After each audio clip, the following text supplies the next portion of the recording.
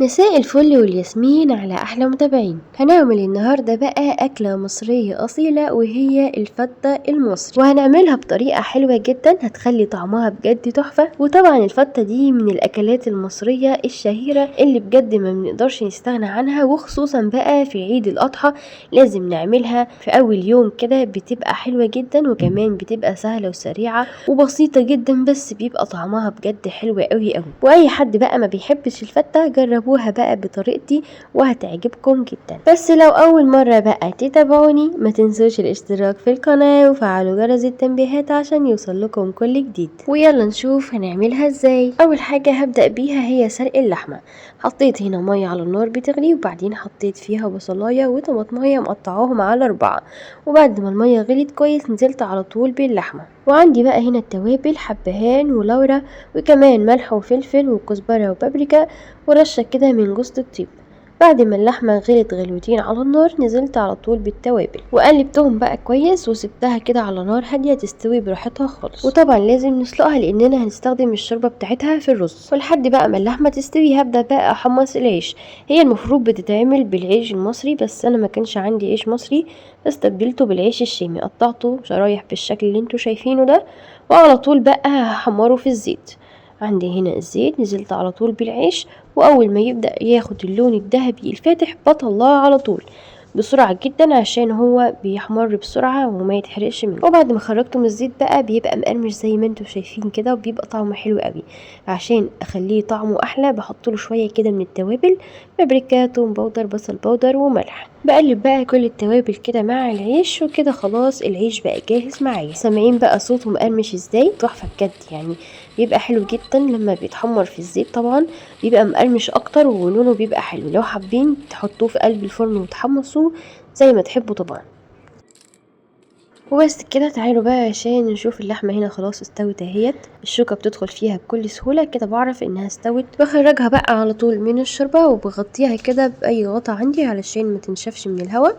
وبعدين ببدأ بقى احضر الرز وهنسقيه طبعا بالشوربة بتاعة اللحمة دي عشان كله يبقى واخد من نفس الطعم. عندي هنا معلقتين من السمنة وعليهم معلقة من الزيت، حطيت عليهم فصين مستكة، واول ما المستكة ساحت كده نزلت بقى على طول بالرز، وهبدأ كده اشوحه لحد ما يبدأ يسخن معايا كويس جدا علشان ما يعجنش مني ويفضل مفلفل. ودي طبعا اهم تركة علشان الرز يفضل مفلفل معاكي، لازم نتأكد ان هو سخن كويس جدا وحبات الرز بقت بعيدة عن بعضها كده ومفلفلة قبل ما نضيف الشوربة، يعني فلفليه قبل ما تطشيه.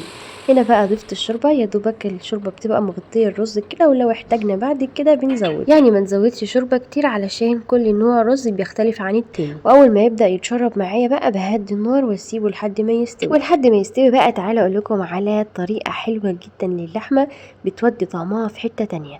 نزلت هنا بمعلقتين كبار من السمنة، وبعدين نزلت على طول باللحمة وبدأت كده اشوحها في قلب السمنة لمدة دقيقة.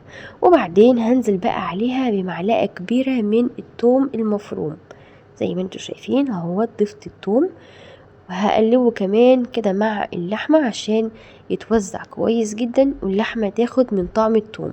وبعدها ضفت هنا كزبرة زي ما انتوا شايفين، ضفت معلقة كبيرة من الكزبرة. هتلاقوا كده ان ريحة الثوم والكزبرة بدأت تطلع واللحمة كمان بدأت تاخد لون.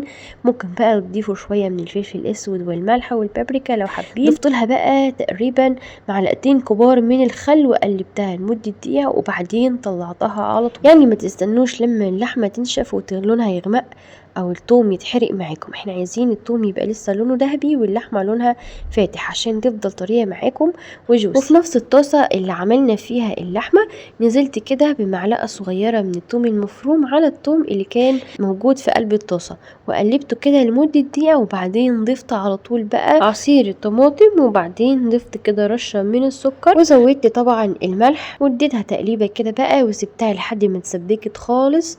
وزي ما انتوا شايفين شكلها بعد ما تسبك بقى تقيل بالشكل ده. خففتها كده بكبشة من الشوربة، وكمان ضفت عليها شوية من الكمون وشوية من الفلفل الاسود، وبس كده قلبتها وسبتها تغلي غلوة، وكده بقت جاهزة معايا على طول.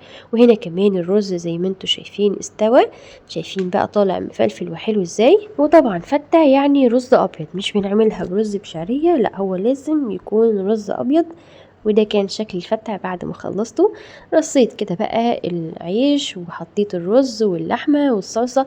بجد انا مش عايزة اقول لكم ريحة اللحمة وانا بعملها كانت بجد تحفة، بسبب الثوم والخل والكزبرة اللي احنا حطيناهم، خلت الطعم بجد تحفة. زي ما انتوا شايفين كده اللحمة كمان مستوية ودايبة، يعني بجد احلى فتة هتاكلوها في حياتكم. وزي ما قلت لكم طبعا احنا يدوبك بس بندي للحمة تشويحة كده مع الثوم والكزبرة والخل، مش عايزينها تغمق ولا تاخد لون جامد علشان هتنشف معانا. تعالوا بقى اوريكم انا ازاي برص الفتة. بحط الاول طبقة كده من العيش واسقسق لها شوية كده من الشوربة بسيطة، علشان انا ما بحبش العيش يبقى طري قوي، بحب يبقى فيه قرمشه كده خفيفه. وبعدين بحط عليه طبقه كده من الرز الابيض، وبعدين بديله رشه كده من الشوربه تاني، وبرص بقى اللحمه كده على الوش باي شكل بنفضله طبعا.